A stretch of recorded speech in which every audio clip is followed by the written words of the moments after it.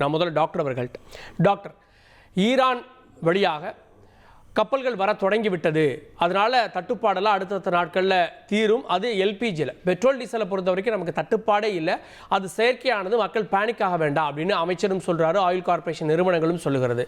எப்படி எடுத்துக்கிறது இதை?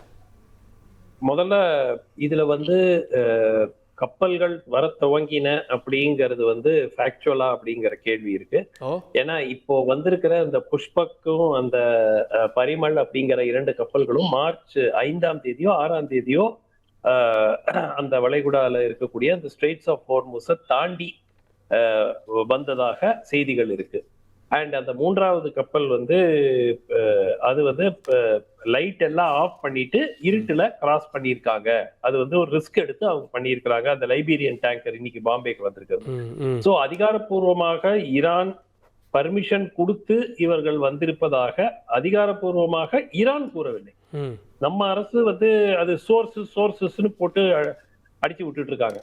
பட் 3ஆம் தேதி ராஸ்தனூரா அப்படிங்கிற இடத்துல புறப்பட்ட இந்த கப்பல்கள் ரைட்டா, அந்த பரிமல் மற்றும் புஷ்பக் யூஸ்வலா 48 மணி நேரத்துல, ஏன்னா ராஸ்தானூராங்கிறது சவுதி அரேபியால அந்த யுஏஇக்கு ரொம்ப பக்கம், அங்க ஒரு ஈரான் ஏவுகணை தாக்குதல்லாம் கூட நடத்திருக்காங்க. ஸோ 3ஆம் தேதி அங்கிருந்து கிளம்புனாங்கன்னா அவங்க 5ஆம் தேதி 6ஆம் தேதிக்குள்ள அதோட கிராஸ்ட்.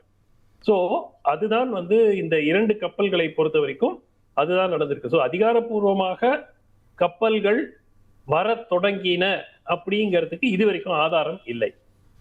இன்னைக்கு ஷிப்பிங் மினிஸ்ட்ரியில சொல்லும் போது நேற்றுக்கும் இன்னுக்கும் எந்த விதமான ஒரு மாற்றம் இல்லை. 28 கப்பல்கள் அங்கு இருக்கின்றன. 4 மேற்கு பகுதியில் ஸ்ட்ரெய்ட்ஸ் ஆஃப் ஹோர்முஸுக்கு மேற்காகவும் 4 கப்பல்கள் கிழக்காகவும் இருக்கின்றன. 24 மேற்குல 4 கப்பல்கள் கிழக்குல அப்படிங்கிற செய்தியை அவர் கொடுத்திருக்காரு. சோ இந்த செய்தி உண்மையாங்கிறது நமக்கு தெரியாது.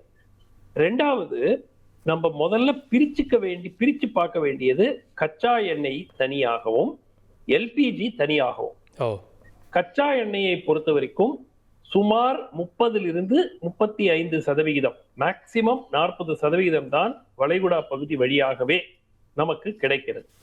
சோ அங்கிருந்து ஒரு சொட்டு வரலன்னா கூட 60-65% நமக்கு கச்சா எண்ணெய் உறுதியாக இருக்கும். இப்ப ரஷ்யா உள்ளிட்ட நாடுகள் இருந்து வாங்குறோம். இப்ப ரஷ்யால நேத்து 30 மில்லியன் பேரலுக்கு ஒரு ஆர்டர் பிளேஸ் பண்ணியிருக்காங்க. சோ கச்சா எண்ணெயில் கடும் பற்றாக்குறை வருவதற்கான வாய்ப்புகள் குறைவு. ஆனால் எல்பிஜியை பொறுத்த வரைக்கும் கிட்டத்தட்ட 54% இந்த பகுதி வழியா வருது. நம்ம இந்தியால ஒரு 37-38% டொமஸ்டிக்கா ப்ரொடக்ஷன் உண்டு. மற்ற சோர்சஸ் எல்லாம் ஒரு 5-6% வச்சா கூட கிட்டத்தட்ட இம்போர்ட் பண்ற 60%ல கிட்டத்தட்ட 90%, 60-90% கிட்டத்தட்ட 54% அந்த பகுதியா தான் வருது. சோ இது தடை செய்யப்படும் போது உங்களுக்கு பற்றாக்குறை இப்போ 28%. அதுக்கான நடவடிக்கை வீடுகளுக்கான சிலிண்டரை அதுதான் நாங்க முன்னுரிமை கொடுக்கிறோம் அப்படின்னு பிரதமர் சொல்றாரு, அமைச்சர் சொல்றாரு. அதை கரெக்டா அவங்க கொண்டு போய் சேர்த்துட்டாங்கன்னா பிரச்சனை வராதே. இல்ல, 2 விஷயம். இப்போ வீட்டு உபயோகத்திற்கான சிலிண்டர்களில் உடனடியாக பற்றாக்குறை வருமா என்றால் வருவதற்கான வாய்ப்பு குறைவு. ஆனால் இப்ப பிரச்சனை என்ன அப்படின்னு பாத்தீங்கன்னா கமர்ஷியல் சிலிண்டர்ஸ். சோ கமர்ஷியலாக நிறுவனங்களுக்கு வழங்கப்படும் சிலிண்டர்களில் தான் பற்றாக்குறை ஏற்பட்டிருக்கிறது. இதை அரசால் முழுமையாக சரி செய்ய முடியுமா என்று பார்த்தால் அடுத்த சில வாரங்களுக்கு நிச்சயமாக இது நீடிக்கும். உதாரணத்துக்கு கத்தார்ல அவங்க கம்ப்ளீட்டா ப்ரொடக்ஷன் ஸ்டாப் பண்ணிட்டாங்க, நேச்சுரல் கேஸ் ப்ரொடக்ஷன். சோ நாளைக்கே போர், இன்னைக்கு இரவே போர் நின்றுச்சுன்னா கூட அவர்கள் அதை ரீஸ்டார்ட் பண்ணி அதை கப்பல்ல ஏத்தி அது நமக்கு வருவதற்கு குறைந்தபட்சம் 2-3 வாரங்களுக்கு இந்த சிச்சுவேஷன், அஸ்யூமிங் இந்த ஸ்ட்ரெய்ட்ஸ் ஆஃப் ஹார்மோஸ் இன்னைக்கு சில நிமிடங்களுக்கு முன்பு ஸ்ட்ரெய்ட்ஸ் ஆஃப் ஹார்மோஸை மூடிதான் வைப்போம்னு புது ஈரான் தலைவர் முஸ்தபா கமினி கூறியிருக்கிறார். ஸோ அது மூடி இருக்கும் வரை நேச்சுரல் கேஸ் பொறுத்த வரைக்கும், எல்பிஜியை பொறுத்த வரைக்கும் ஒரு ஒரு ஒரு பற்றாக்குறை அப்படிங்கறத முழுமையாக ஈடு செய்வது கடினம். டொமெஸ்டிக்கு ப்ரையாரிட்டி கொடுக்கலாம், பட் கமர்ஷியல்ல இப்போ கடைசி 3-4 நாளாவே டொமஸ்டிக்கு பற்றாக்குறை இல்ல, உண்மை அதுதான். டொமஸ்டிக்கு பற்றாக்குறை இல்ல, கமர்ஷியல் கடும் பற்றாக்குறை. பண்றவங்களும் சரி, ஏஜென்சி முன்னாடி நிக்கிறவங்களும் சரி, டொமஸ்டிக்காக தானே பெரும்பாலும் நிக்கிறாங்க.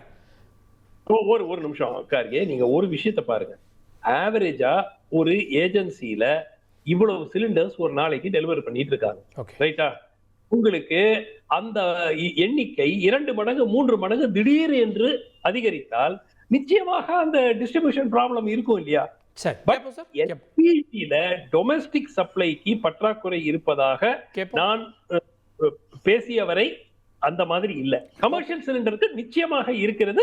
அது அடுத்த சில நாட்களுக்கு அப்படி இருக்கக்கூடிய வாய்ப்பும் இருக்கிறது. திரு குமார் அவர்கள்ட்ட நம்முடைய கப்பல்கள் வந்ததே அது முன்பு கிளம்புனது, அதை தாண்டி ஒரு ரிஸ்கில் வந்தது, இதெல்லாம் இதை வச்சுட்டு இருக்கப்போ எப்படி நிலைமை கட்டுக்குள்ளே இருக்குன்னு மத்திய அரசு சொல்லுது.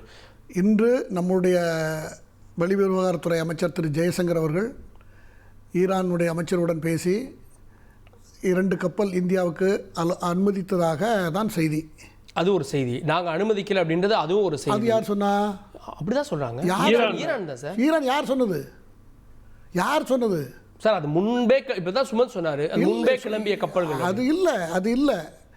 இன்னைக்கு பேசினதுக்கு பிறகு 2 கப்பலை நேற்று அவங்களுடைய கப்பலை நாம் அங்கே பார்க் பண்ணுறதுக்கு நம்ம அலோவ் பண்ணோம். அப்போவே அவங்க நன்றி தெரிவித்தார்கள். ஒரு கப்பல் ஒன்று கடலில் மூழ்கடிச்சிட்டாங்க. ஆமாம், நன்றி தெரிவித்தார்கள். இந்தியாவுக்கு மட்டும் நாங்கள் இந்த 2 கப்பல்களை ஈரான் அனுமதித்திருக்கிறதுங்கிறது தான் கடைசி செய்தி. அதுவும் வெளிவிவகாரத்துறை அமைச்சர் ஜெய்சங்கர் அவர்கள் பேசியதுக்கு பிறகு நடந்த டெவலப்மெண்ட் இது. நம்மளுடைய அமைச்சர் சொல்றதை நம்பாம ஈரான்ல இருந்து யாராவது சொன்னா நம்புவோம்னா நம்ம தடை போட்டு வச்சிருக்கது அவன் தானே சார். ஒரு நிமிஷம் சார் சொல்லுங்க சார். லாஜிக் ஒரு நிமிஷம். இந்த கப்பல்கள் 3ஆம் தேதி புறப்பட்டன. மெரைன் டிராபிக்னு ஒரு சைட் இருக்கு, அதுல போய் பார்த்தாலே உங்களுக்கு தெரியும் இது எப்போ ஸ்ட்ரெயிட் ஆஃப் ஹார்முஸை கிராஸ் பண்ணிருக்கு. 5ஓ 6ஓ எனக்கு எக்ஸாக்டா டேட் தெரியாது, அதையும் உங்களுக்கு பார்க்க முடியும். இப்ப போய் இன்னைக்கு காலையில பேசின உடனே அவங்க அலோவ் பண்ணிட்டாங்க நீங்க சொன்னீங்கன்னா சரி, ஓகே. என்ன பண்ண முடியும்? நம்ம எல்லாருமே சார், நம்ம செய்திங்கிறது அதுதானே பிரச்சனையே இப்போ. அதாவது செக்ரட்டரி ஒரு நிமிஷம் ஷிப்பிங் செக்ரட்டரி அதிகாரப்பூர்வமாக அரசின் சார்பாக இன்று ஒரு பிரஸ் கான்ஃபரன்ஸ் நடத்துறாரு. அதுல என்ன சொல்றாரு? நேற்று இருந்த நிலைமைக்கும் இன்று இருக்கக்கூடிய நிலைமைக்கும் எந்த விதமான மாற்றம் இல்லை. இதுதான் அவருடைய ஃபர்ஸ்ட் சென்டென்ஸ். 28 கப்பல்கள் 24 கப்பல்கள் மேற்கு பகுதியிலும் கிழக்கு பகுதியில் 4 கப்பல்கள். இல்ல நீங்க ஒரு வாட்டி போய் பாருங்க. மேபி அவர் போய் சொல்றாரு, அது தெரியாது. அதிகாரப்பூர்வமா அவர் சொன்னாரு. நாம எல்லாருமே தரவுகள்ல இருந்து தான் பேச முடியும். ஐநா சபையில் எடுத்த தீர்மானத்தில் இன்னைக்கு ஈரானுக்கு எதிராக தீர்மானம் நிறைவேற்றப்பட்டிருக்கிறது. அதில் அங்கே இருக்கிற தலைவர் கொடுத்த வாக்குறுதி என்ன? வாக்குறுதி ஒரு 3 வாக்குறுதிகளை கொடுத்திருக்கிறார். ஈரான் விவகாரத்தில் தலையிடக்கூடாது, இழப்பீடு வேண்டும் என்று 3 கொடுத்தா நாங்கள் போகிற முடிவு கொண்டு வரதுக்கு நாங்கள் பரிசீலிப்போம் சொல்லியிருக்காரு. நம்மளால லாங் டைமுக்கு எப்படி இதை சமாளிக்க முடியும்? நான் சொல்றதை கொஞ்சம் கேளுங்க. நான் என்ன சொல்றேன்னா, முடிவுக்கு வரக்கூடிய சூழ்நிலை கூட அங்கே இருக்கிறதுங்கிறத நான் சொல்ல வரேன். முடிவுக்கு வரக்கூடிய சூழல் ஒன்று இருக்கிறது. இவர் சார் சொன்னது, சுமன் சி ராமன் சார் சொன்னது, அவர் ஒரு சைட்டில் பார்த்துட்டு சொல்றாரு. நம்ம என்ன சொல்றோம், இந்தியாவில்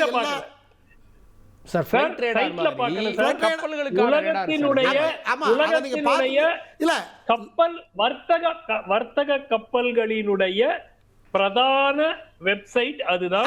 நீங்க நம்பலன்னா நீங்களே போய் பாத்துங்க. நீங்க ஏதோ வெப்சைட்லனா யாரோ ஃப்ரெண்ட் நடத்துற வெப்சைட்ல பார்த்த மாதிரி நீங்க சொல்லலாம். நீங்க அப்படி ராங்கா மிஸ்கைட் பண்ணக்கூடிய ஒரு ஆள் இல்ல. நீங்க நல்ல உண்மையை பேசக்கூடியவர் எனக்கு தெரியும். ஆனால் நம்மளுடைய அமைச்சர் சொல்றதை நாம கேட்காம என்ன பண்ண முடியும்? இது வரைக்கும் அரசாங்கம் சைட்ல இருந்து எந்த விதமான அந்த மாதிரி இல்ல, அந்த தகவல் மறுப்பு, அந்த தகவல் தவறானது என்று கூட செய்தி இல்ல, வரல. ஆகையினால நம்முடைய மத்திய அமைச்சரவையில் 3 அமைச்சர்களை இதை கண்காணிப்பதற்கும் இதற்கு தேவையான நடவடிக்கைகளை எடுப்பதற்கும் குழு அமைக்கப்பட்டிருக்கிறது. ஆகையினால அவர்களை விட இருந்து எந்த தகவல் வரல. ஒருவேளை அது என்ன டெக்னிக்கல் எரர்னு தெரியல, அவர்களிடமிருந்து நம்ம அந்த தகவல் எதுவும் வரவில்லை, கப்பல் வரலங்கிறத சொல்லியிருப்பாங்க. அப்படி இருந்ததா? அதுவும் சொல்லலை. அதனால 2வது இங்கே பெட்ரோலுக்கு எந்த தட்டுப்பாடும் கிடையாது. பாமர மக்கள் எப்படி இது பண்ண போறோம்? பாமர மக்கள் இல்லை, நான் ஒன்று சொல்றேன். பாமர மக்கள் என்ன நினைக்கிறாங்கன்னா, இப்போ ஐயோ பெட்ரோல் தட்டுப்பாடு வந்துட்டா என்ன பண்ணுறது, நம்ம கொஞ்சம் வாங்கி வச்சுக்கிடுவோம்னு சொல்லிட்டு இரவெல்லாம் கிராமங்களில் அங்கெல்லாம் இப்படி கஷ்டப்படுறாங்க. அவசியம் இல்லைன்னு அரசாங்கம் எல்லாரும் அடிக்கடி தகவல் கொடுத்துக்கிட்டு இருந்தாலும் கூட பொதுமக்கள் வந்து, நான் இப்போ வரும்போது கூட சில பெட்ரோல் பங்குகளை பார்த்துக்கிட்டு இருக்கேன், ஒரு இடத்துல பெரிய லாரி சிலிண்டர் இறக்கிட்டு இருக்கு, எது கமர்ஷியல் இறக்கிட்டு இருக்கு. நானும் டிரைவர் பெரிய லோடு இறக்கிட்டு இருக்கு சார். இப்போ நான் வரும்போது பார்த்துட்டு வந்தேன். இப்போ இந்த வேளச்சேரி ரோட்ல ஆலந்தூர் கோட்ல இருந்து இங்க வர்ற ரோட்ல ஒரு வண்டியில இறக்கிட்டு இருக்காங்க. இப்போ போனா கிடைக்குமா? இப்போ இறக்கிட்டு இருக்காங்க, ஒரு லோடுல பெரிய லாரியில இறக்கிட்டு இருக்காங்க. நானும் டிரைவரும் பார்த்துட்டு பேசிட்டு வந்தோம். ஸோ நான் என்ன சொல்ல வரேன்னா, இது வந்து சர்வதேச அளவில் பிரச்சனை. நமக்கு நம்ம நாடு மிகப்பெரிய நாடு, நமக்கு இருக்கிற தேவைகள் வந்து இப்போ ரிலையன்ஸு மற்ற 18 கம்பெனிகள் இருக்கு சார். நமக்கு 18 பொதுத்துறை நிறுவனங்கள் இருக்கிறது. கம்பெனிகள் இன்னும் வந்து வெளிநாடுகளுக்கு ஏற்றுமதி பண்ணுதுன்னு குற்றச்சாட்டு இருக்கு. அவங்க பண்ணதுக்கு தானே ஆரம்பிச்சாங்க. பிரைம் மினிஸ்டர் என்ன சொல்றாரு, இந்தியர்களுக்கே முன்னுரிமை அப்படின்னா இந்திய நிறுவனங்கள் இந்தியர்களுக்கு தானே கொடுக்கணும். கொடுக்கறதுக்கு பேசியிருக்காங்க சார். அதுவும் நடந்திருக்கு இன்னைக்கு சார். பிரச்சனை அதுவும் நடந்திருக்கு சார். கடைகள் மூடப்பட்டிருக்கு சார். நேற்று வடை கிடையாது சார், டீ கடையில டீயே இல்ல சார். நேற்று ரிலையன்ஸுக்கு ரஷ்யாவில இருந்து கிட்டத்தட்ட 60 லட்சம் டன் இது வந்திருக்கிறது, கச்சா எண்ணெய் வந்திருக்கிறது. அதே போல் இன்னொரு நிறுவனத்துக்கு வந்திருக்கிறது. அவர்களை எல்லோரையும் ஒரு சில நாட்களுக்கு இந்தியாவுக்கு நம்ம லோக்கல் சப்ளைக்கு நீங்க முதல்ல ஃபர்ஸ்ட் பிரியாரிட்டி கொடுக்க வேண்டும் என்று சொல்லப்பட்டிருக்கிறது. அரசாங்கத்தால் நம்முடைய நிறுவனங்கள் ஃபுல் கான்சென்ட்ரேட் இங்க கொடுக்குறாங்க அப்படின்னா லோக்கலா நம்ம தயாரிக்கக்கூடிய இந்த எல்பிஜி அதை வந்து இன்னும் வந்து உத்வேகப்படுத்துங்க, விரைவுபடுத்துங்கன்னு சொல்லியிருக்காங்க. அது ஒரு பெரிய பூஸ்டப்பை கொடுக்காதா, நிலைமை சமாளிக்காதா டாக்டர் சுமன்ஸ்?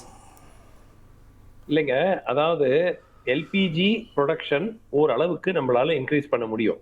54% பற்றாக்குறையை தீர்ப்பதற்கு முழுமையாக செய்ய முடியுமா என்றால் எந்த நாட்டுக்கும் முடியாது. இது நம்ம நாட்டுக்கு மட்டும் இல்லை. திடீர்னு நீங்க உங்க ப்ரொடக்ஷன் கெப்பாசிட்டியை 10% இன்க்ரீஸ் பண்ணலாம், 20% இன்க்ரீஸ் பண்ணலாம், 30%, 60% எப்படி உங்களால திடீர் என்று இன்க்ரீஸ் பண்ண முடியும்? ஸோ மிக முக்கியமா நம்ம பார்க்க வேண்டியது, மொத்தமா கிடைக்காம ஆயிடுமா அப்படின்னா இல்ல. எப்படியும் ஒரு 50-55% ஆஃப் டோட்டல் நார்மல் கன்சம்ஷன் அந்த அளவுக்கு எல்பிஜி கிடைக்கும். கச்சா எண்ணெயை பொறுத்த வரைக்கும் 75% வரை அவங்க கவர்மெண்ட் அக்ரெசிவா வெளி இடத்துல இருந்து பர்ச்சேஸ் பண்ணாங்கன்னா கிட்டத்தட்ட 75%. ஸோ பெட்ரோல் டீசல் பெரும் பற்றாக்குறை வருவதற்கான வாய்ப்பு குறைவு. எல்பிஜியை பொறுத்த வரைக்கும் டொமெஸ்டிக்கை ப்ரொடெக்ட் பண்ணி அவர்களுக்கு தான் ஃபர்ஸ்ட் ப்ரையாரிட்டி என்று அரசாங்கம் ஏற்கனவே அறிவிச்சாச்சு.